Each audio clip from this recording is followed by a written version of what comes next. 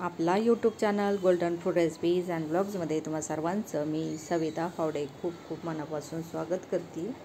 आज आपण बनवतोय छान असा लिंबू भात, लेमन राईस।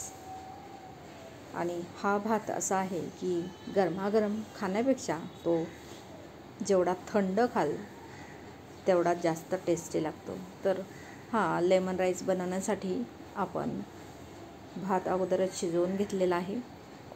शक्यतो लेमन राईस बनवण्यासाठी ज्या तांदळाचा भात सुटा होत असेल तो घ्यायचा। इंद्रायणीसारखा तांदूळ शक्यतो वापरायचा नाही। तर त्याच्यासाठी आपण काही मसाले वापरणार आहोत। चला, तेल गरम झाले, त्याच्यामध्ये मोहरी टाकली। मोहरी तडतडली की लगेच त्याच्यामध्ये मी 2 चिमूट हिंग टाकते। लिंबू भातामध्ये हिंग खूप छान चव देतो। तर जिरे देखील भरपूर टाकून घ्यायची आपल्याला। आता याच्यामध्ये आपण टाकतो 1 चमचाभर, मोठा चमचा चण्याची डाळ, भरपूर कढीपत्ता टाकला, 1 मोठा चमचा उडीद डाळ टाकलेली आहे। आता या डाळी आपल्याला या तेलामध्ये मंद आचेवरती चांगल्या क्रिस्पी होईपर्यंत भाजून घ्यायच्यात। कढीपत्ता देखील मस्त क्रिस्पी त्याच्यासोबत होतो। आता याच्यामध्ये आपण टाकतोय लाल सुक्या मिरच्यांचे तुकडे आणि हिरव्या मिरच्यांचे तुकडे। या डाळी जेवढ्या चांगल्या क्रिस्पी होतील मंद आचेवरती तेवढा हा भात छान लागतो।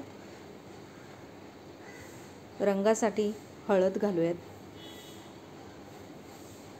फोडणी चांगली मिक्स करून घ्यायची।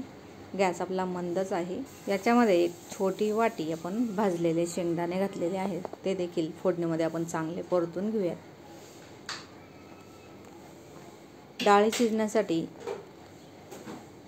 या फोडणीला थोडा जास्त वेळ लागतो। फोडणी तयार झाल्यानंतर जो आपण शिजवून घेतलेला भात आहे तो घालून घ्यायचा।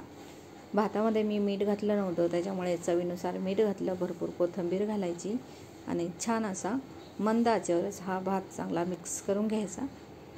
आता भात चांगला मिक्स झाला की याच्यामध्ये नंतर लिंबाचा रस घालायचा आपल्याला। इथे मोठे 1.5 लिंबूचा रस मी काढून घेतला आहे, तो मी घालून घेते। लिंबू रस घातल्यानंतर लगेचच भात मिक्स करायचा आणि आपल्याला गॅस लगेच बंद करायचा आहे। लिंबू रस घातल्यानंतर भाताला बिलकुल शिजू द्यायचं नाही, नाहीतर मग भात कडवट लागेल। लिंबू रस घातल्यानंतर मिक्स करायचा आणि अर्ध्या मिनिटातच लगेच गॅस बंद करून टाकायचा। त्याच्यानंतर तुम्ही सजावटीसाठी याच्यामध्ये अजून कोथिंबीर घालू शकता, ड्रायफ्रूट घालू शकता आणि छान असे मिक्स करून घ्यायचा। मस्त असा आपला लेमन राईस तयार झालेला आहे। झटपट होणारा हा पदार्थ आहे आणि चवीला देखील खूप छान लागतो। जेवढा गरमागरम चांगला लागतो त्याच्यापेक्षा जास्त जेवढा तो थंड होईल तेवढा चवीला अतिशय उत्कृष्ट लागतो। नक्की एकदा करून पहा। व्हिडिओ आवडल्यास लाईक करा आणि चॅनलवरती नवीन असाल तर प्लीज चॅनलला सबस्क्राईब करा। आपली नेहमीची टॅगलाईन सकाळी 40 मिनिट चालत राहा आणि गोल्डन फूड रेसिपीज अँड ब्लॉगचा आनंद आणि आस्वाद असाच घेत राहा। व्हिडिओ पाहिल्याबद्दल पुन्हा एकदा तुम्हा सर्वांचं खूप खूप आभार, धन्यवाद।